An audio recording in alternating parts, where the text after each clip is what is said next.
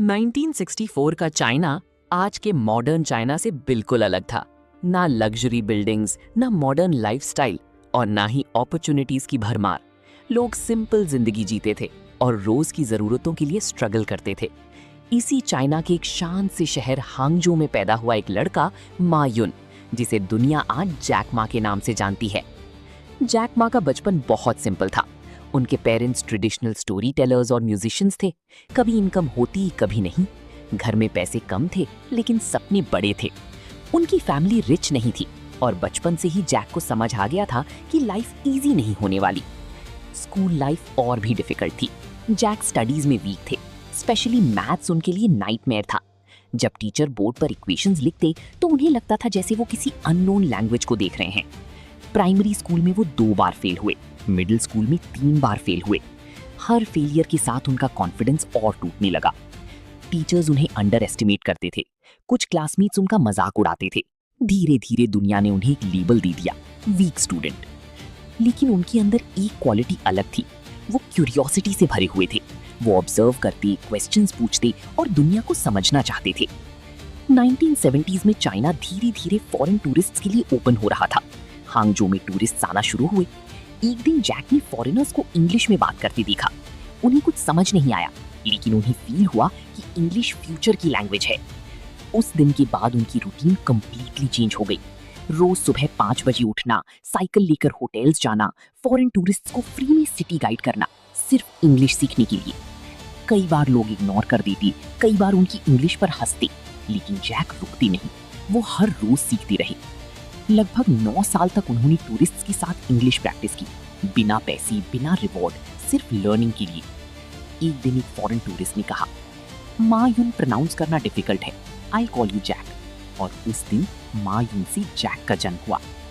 उस वक्त किसी को नहीं पता था कि ये वीक स्टूडेंट एक दिन दुनिया की सबसे बड़ी एंटरप्रेन्योर्स में से एक बनेगा।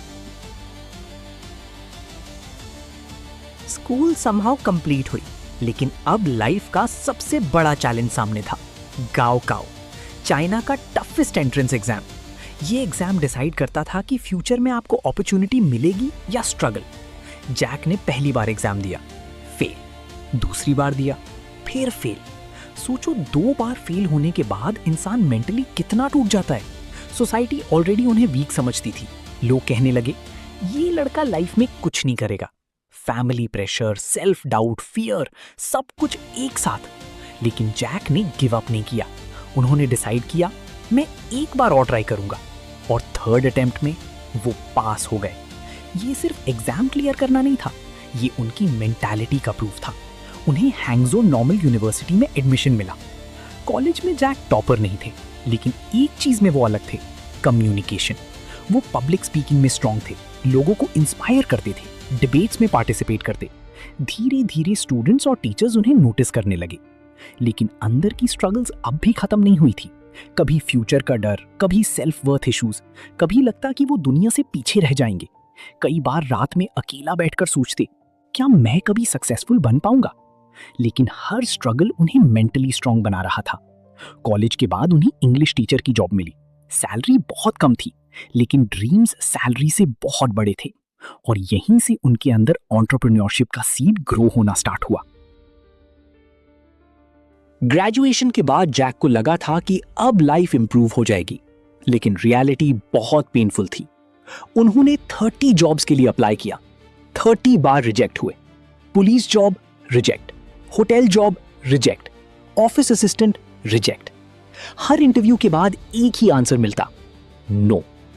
हर रिजेक्शन के साथ कॉन्फिडेंस और टूटने लगा। लेकिन सबसे पेनफुल मोमेंट अभी बाकी था। 1990s में KFC चाइना में एक्सपैंड हो रहा था। 24 लोग इंटरव्यू देने आए, 23 सिलेक्ट हो गए, सिर्फ एक रिजेक्ट हुआ, जैक मा। सोचो, जब दुनिया लिटरली सबको चूज करे और सिर्फ तुम्हें रिजेक्ट कर दे, ये सिर्फ फेलियर नहीं होता, ये इमोशनल वुंड बन जाता है।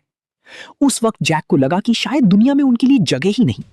लेकिन इसी पेन ने उनके अंदर एक डेंजरस माइंडसेट क्रिएट किया, मैं खुद अपनी जगह बनाऊंगा। ये लाइन उनकी लाइफ का टर्निंग पॉइंट बन गई। उस वक्त तक जैक अपॉर्चुनिटीज ढूंढ रहे थे, अब उन्होंने डिसाइड किया कि वो अपॉर्चुनिटीज क्रिएट करेंगे। वो टेक्नोलॉजी और बिजनेस के बारे में पढ़ने लगे, फॉरेन ट्रेंड्स ऑब्जर्व करने लगे, और फिर एक दिन लाइफ ने उन्हें ऐसा मोमेंट दिया जिसने हिस्ट्री चेंज कर दी। 1995 में जैक अमेरिका गए। यहां पहली बार उन्होंने इंटरनेट देखा। कंप्यूटर स्क्रीन के सामने बैठकर उन्होंने क्यूरियोसिटी में सर्च किया बियर। रिजल्ट्स आए, अमेरिका, जर्मनी, जापान, लेकिन चाइना का नाम नहीं। उस मोमेंट उनके दिमाग में एक थॉट आया, चाइना इंटरनेट पर एग्जिस्ट ही नहीं करता। और वही सेकंड उनकी लाइफ का बिगेस्ट टर्निंग पॉइंट बन गया। जैक ने डिसाइड किया, मैं चाइना को इंटरनेट पर लाऊंगा। चाइना लौटकर उन्होंने अपना पहला स्टार्टअप शुरू किया, चाइना पेजेस। आइडिया सिंपल था, चाइनीज बिजनेसेस को ऑनलाइन लाना, लेकिन मार्केट रेडी नहीं था। इंटरनेट अवेयरनेस लो थी, टेक्नोलॉजी वीक थी, इन्वेस्टर्स कंफ्यूज थे। Result, failure. कई लोग हंसने लगे, कहने लगे इंटरनेट चाइना में कभी सक्सेसफुल नहीं होगा। लेकिन जैक की थिंकिंग चेंज हो चुकी थी। पहले वो फेलियर से डरते थे, अब वो फेलियर को फीडबैक समझने लगे। एक छोटा अपार्टमेंट, 17 लोग और एक इम्पॉसिबल लगने वाला आइडिया। जैक ने अपनी टीम से कहा, हम स्मॉल बिजनेसेस को दुनिया से जोड़ेंगे। और यहीं अलीबाबा का जन्म हुआ। अर्ली डेज बहुत पेनफुल थे। इन्वेस्टर्स मना कर देते, मीडिया इग्नोर करता, कंपनीज मजाक उड़ाती। 3 साल तक कंपनी ने 0 प्रॉफिट बनाया, पैसे ऑलमोस्ट खत्म हो गए, टीम टेंशन में थी। लेकिन जैक हर दिन टीम को मोटिवेट करते। वो कहते, today is hard, tomorrow will be verse, but the day after tomorrow will be sunshine.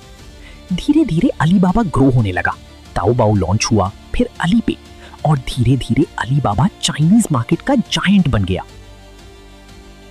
2014 Alibaba अब सिर्फ एक स्टार्टअप नहीं रहा था, वो चाइना की डिजिटल इकोनॉमी का सिंबल बन चुका था।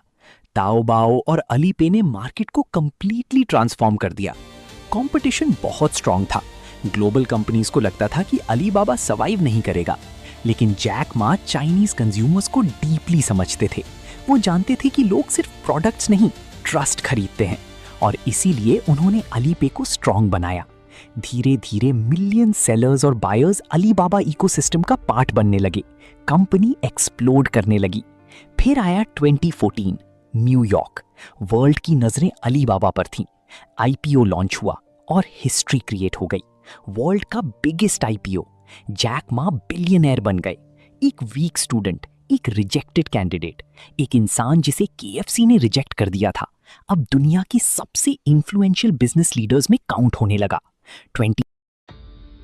न्यूयॉर्क। वर्ल्ड की नजरें अलीबाबा पर थीं। आईपीओ लॉन्च हुआ और हिस्ट्री क्रिएट हो गई। वर्ल्ड का biggest IPO. Jack Ma billionaire बन गए। एक वीक स्टूडेंट, एक रिजेक्टेड कैंडिडेट, एक इंसान जिसे केएफसी ने भी रिजेक्ट कर दिया था, अब दुनिया के रिचेस्ट बिजनेस लीडर्स में काउंट होने लगा।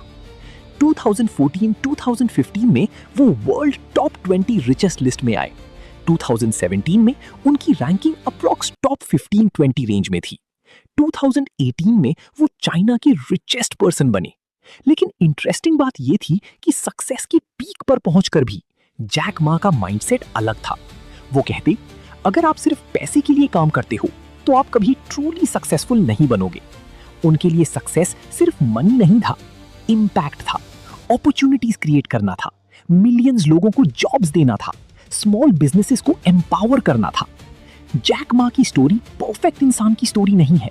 वो एकेडमिकली वीक थे, इमोशनली स्ट्रगल करते थे, बार बार फेल हुए, रिजेक्ट हुए, लेकिन उन्होंने एक चीज कभी नहीं छोड़ी, परसिस्टेंस। और शायद इसी वजह से उनकी स्टोरी इतनी पावरफुल है, क्योंकि हर नॉर्मल इंसान उनमें खुद को देख सकता है। अगर तुम रुकती नहीं तो तुम्हें कोई रोक नहीं सकता।